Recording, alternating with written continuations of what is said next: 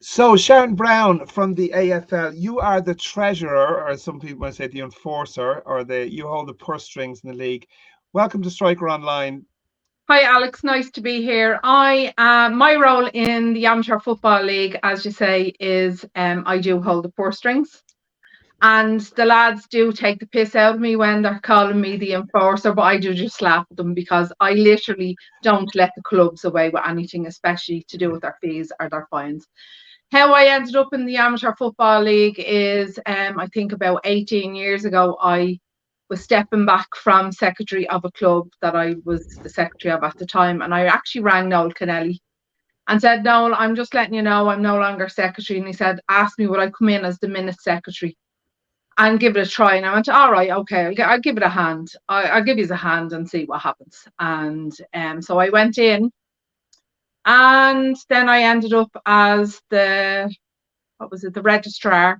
And then, of course, about 5 years ago, I took over the position as the treasurer. So yeah, it's been a journey. When I first started off in the league, they had junior football as well.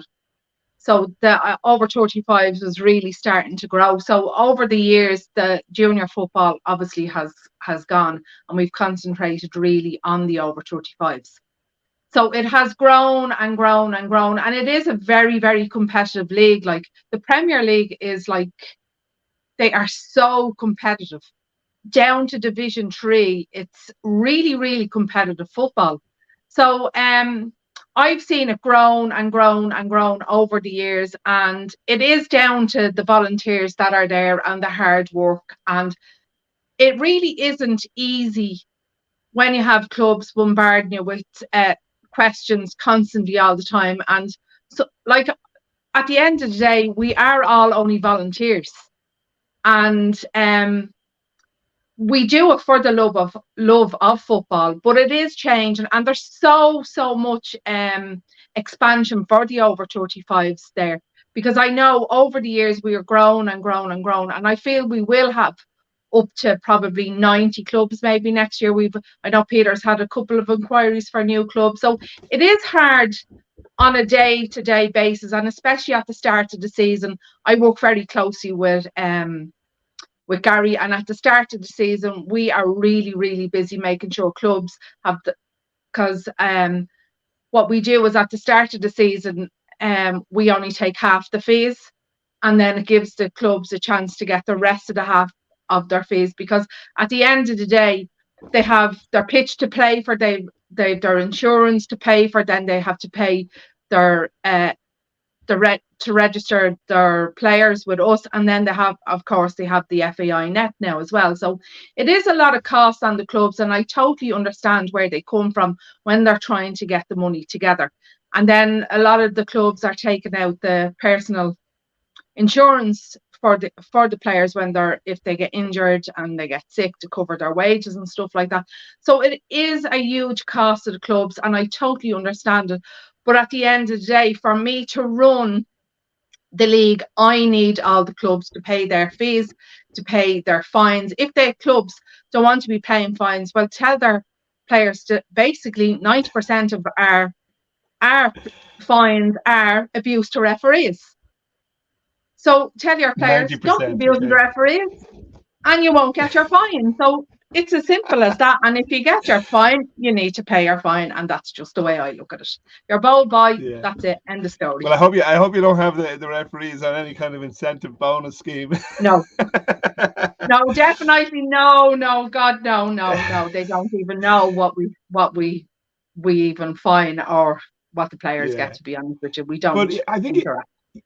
Sharon, you've hit on something very interesting there, because a lot of people that will be viewing this and looking at this will be thinking that when you talk about a club, they'll be thinking about, the general club, like, and Home Farm, or Mm, Colest or whatever. But in most cases with the over 35s, it's it's actually a branch off the main club, isn't yeah. it?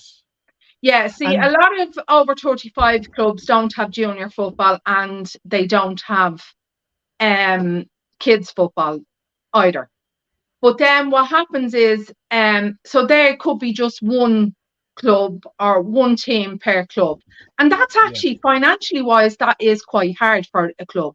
But then you have the clubs that are affiliated to, and the reason I say affiliated is because there is a lot of over 35s clubs that are affiliated to the big clubs, but they don't get the recognition of Mm. being a member of the club. They have to get their Mm. own finances sorted. They're constantly fighting for the pitches. Um, and you know what? Really, 90% of those players that would be playing in those over 35 teams more than likely coach the kids' teams that are there in the club. And they're not given the recognition from the club of their work. They're classed as a club or a pub team, Yeah. Yeah. which isn't really very fair on them because now, as you know, we run the summer football. So when we start off in March, there's always a row over them. They get pushed to the side, or they get the last pick of the pitches. Hmm. So their senior team will get the best pitch, their kids will get the better pitches, and they're basically could be left with the last pitch that's in bits. And it really isn't fair because at the end of the day, they're like everybody else that wants to play football.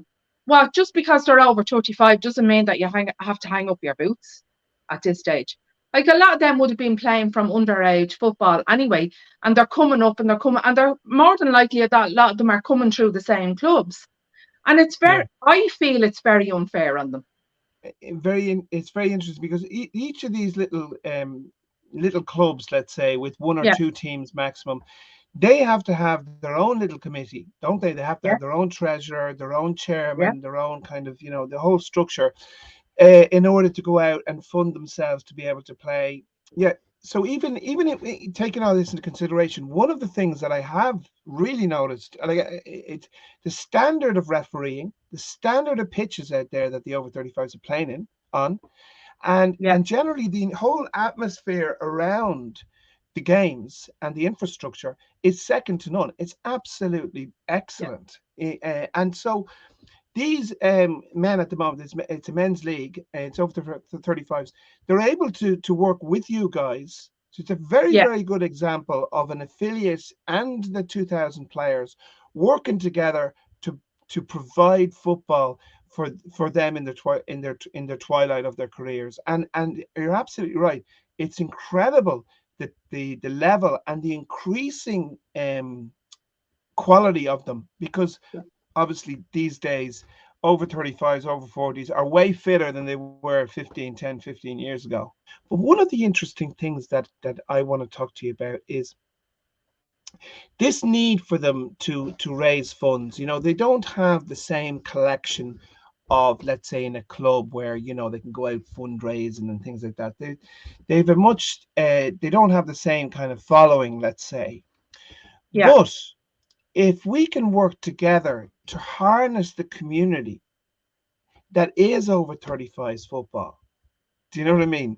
yeah, Those WhatsApp definitely. groups, that Mm, actually have the banter. They're at the stage in their life where they're playing football, they're enjoying their football, and they've got the opportunity to learn about the other teams and what's happening and watch their league, try to find it. And if we can move those conversations from the WhatsApp groups or the chats in the pub, yeah, if we can move those conversations onto the social media or an online presence, we have an opportunity as a league and a group of 2000 men and their teams and clubs to bring that conversation up so that other companies can get involved and sell their wares and promote themselves to the only league in the country that has the most amount of decision makers. yeah, yeah, very much so. Yeah, yeah. Yeah, well, that's it. And it is about us all working together, and we do all work together. Like we take on board everything the club say, and we all sit around and we all make the decisions. It's not one person in that room that's making decisions. We have our discussions, and some of us might agree and some of us might disagree, but we'll sit there and we will discuss it until we all agree on the way forward. And that's the way it's meant to be. It's not meant to be one rule says this and we all have to go this way. We're wide open to help people along the way. And the financial end of things, I actually do feel sorry for clubs, and they know I give out to the management's meeting saying you haven't paid your fees and you haven't paid your fines. And I'm very open for any of the clubs coming forward and saying, look, I've a couple of clubs that come forward and say, can we pay it in installments? I have no problem with that once it helps a club along the way. But I will draw the line when somebody takes the piss. I won't take any shit off any club, and that's being quite honest with you. And I shouldn't have to, because we're all there together, working together to build this club and get them the help and the support that they need. Because it's very hard. I totally get how hard it is for them to try and get those finances. And just before we wrap up, I do want to touch on the cooperation, the collaboration that you guys have as a team in the AFL. I really got a sense of the team attitude in there, and it does translate into what I see as one of a beacon for other affiliates and other teams and clubs to look at, because the website is very well organized. It's very, very clear. It's extremely well updated, and these are very often very often, right? So people are sending in like photographs of, they take screenshots of the league tables, and they're being sent around. It's usually screenshots, and that's what got me started into these conversations need to be much more interactive, so all the individual teams and members are looking at all the content in kind of screenshots, which actually don't translate into. So really, the amateur football league and its growth over the next few years, it's growing at the moment, it's going to grow more. So it's a tremendous example of what we might be able to do working together. The football on the field, the affiliates in the administration, the referee, which is the third team and everything. I mean, the conversation we had recently with Wayne Gahan really transmitted a huge enthusiasm for the game and the importance, that he talked about. This is brilliant. It's brilliant. This. And so if we can work together, and we can, I'm sure that, there are things that we won't agree on, and we'll make mistakes, we'll work on different stuff. But if we can work together and build something that can show other affiliates around the country what can be done, that would be a great way to proceed. Oh, definitely, Alex. Like, we are open to working with any club that needs a hand, any club. They just have to either contact Peter's the secretary. Peter does an awful lot of work behind the scenes. In fairness to him, he does so much work. Every single member of that committee does a lot of work. The lads doing the fixture secretaries, oh my God, I think I'd kill half the teams that they do every year, to be quite honest with you. That's why I'm not one. That's why I'm dealing with the money and the things. Yeah, and Ellie Tyrrell is a great example again of unbelievable. Ellie's literally just after coming in this season, so she's a great asset to the league. And it's just we're just going through changes, and just as we say, we'll just keep going, and that's what we're here to do, is provide football. And exactly, and that's what affiliates do. They provide football in whatever shape or color that is needed to make sure that people have access and they can continue on playing. And of course, none of it happens without volunteers. And so there's always a kind of a search for people that with different skill sets that can come in and help. So Sharon, I want to thank you very much on this Friday to coming in, and just, I know you're finished work, and you gave me these few minutes. It's going to help me just put more stuff together in terms of content. So I appreciate that. I hope you have a good weekend. And you too, Alex. Thanks a million, and take care. All right. Thanks. Bye-bye. Thanks, Alex. Thanks. Bye-bye. Bye-bye.